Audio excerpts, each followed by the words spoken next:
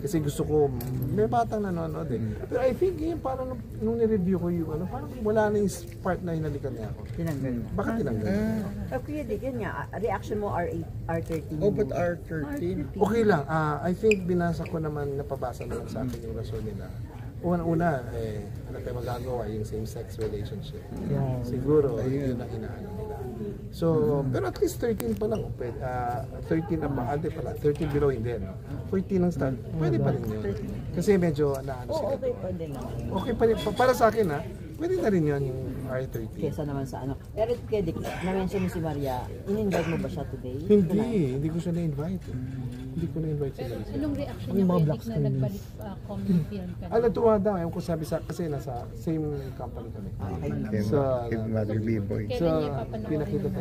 Hindi ko lang alam. Pero sana mapanood niya. Baka magawa. Pero meron kasi pinakita yata ng assistant yung mga ginawa ko eksena.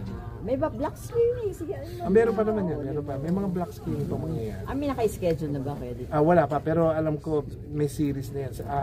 Sa Wednesday, marami ng black screen eh. So Kuya Dick, dahil successful dito, posible ba na kayo magbalik ng bala na comedy naman? Why not? Yun yan sinasabi ko sa kanya. Sabi ko, there will come a time siguro we can do a comedy again. Siya lang naman si Maria lang naman na hinihintay ko. Kasi makikita nyo sa comments din, sana meron din role. Sinulin yung ginawa, drama eh. In his mother's eyes. Tsaka alam mo yun, yung pigil na pigil yung pagpapatawa ko, di ba?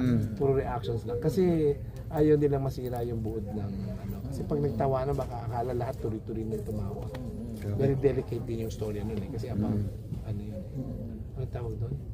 Yung autism. Kaya medyo seryoso yung seryoso yun. What do you expect? Ngayon, magkakalat ba to? Word of mouth? O ano? Well, prayers muna. Pangalawa, I think, dun sa response naman ng tao, I think may mga nag-aabang. In fact, alam mo, naghahang na yung messenger ko. Kasi ang dami doon talaga na from different provinces, Iloilo, Zamboanga, kung ang taga doon dito kami. Kumabot na kami, meron pa nag-text ang taga Hulo yata na nabalita nila na paano daw ba, mapapanood ba nila. So I think nakarating na sa kanila and maraming nagsasabi na yun doon nga, we support you, naabangan na namin, buo kaming pamilya manonood. Sa akin lang malaking pampalakas na ng loob yun eh. Hindi ba? Tapos yung views pa, sabi ko nga, for a while nakakuha kami ng 9.3 views, di ba? Sabi ko hatiin mo na lang yung 9.3 million. Tapos yun naman, no, di ba masaya na yun? Kontiin mo pa yung 4 million, gawin mo pa 2 million. Okay na yun. So you can say worth it yung paghihintay? Oo, okay lang. I think in his time talaga. Totoo talaga yung God's time. I mean, pag guided ka, pinagpipray mo, I think yung tinetest niya yung patience mo, yung para yung pagbinigay naman niya sa'yo. Todo, buhos. Yun ang paniniwala ko. And sometimes, pag binigay ni Lord, di ba, mas mahigit pa sa hiningi mo. So, gano'n naman. Alas na lang, kasi parang meron daw special prize sa SM ang movie. Alam mo ba yan? Hindi, It's 275 for Filipino films. Binabaan nila from the 275 ang Sunshine. Marami makapanood na. Next time sa Sunshine. 30 ata. 275 na lang siya. All Filipino. Kasali kayo, nakita ko na sa post eh.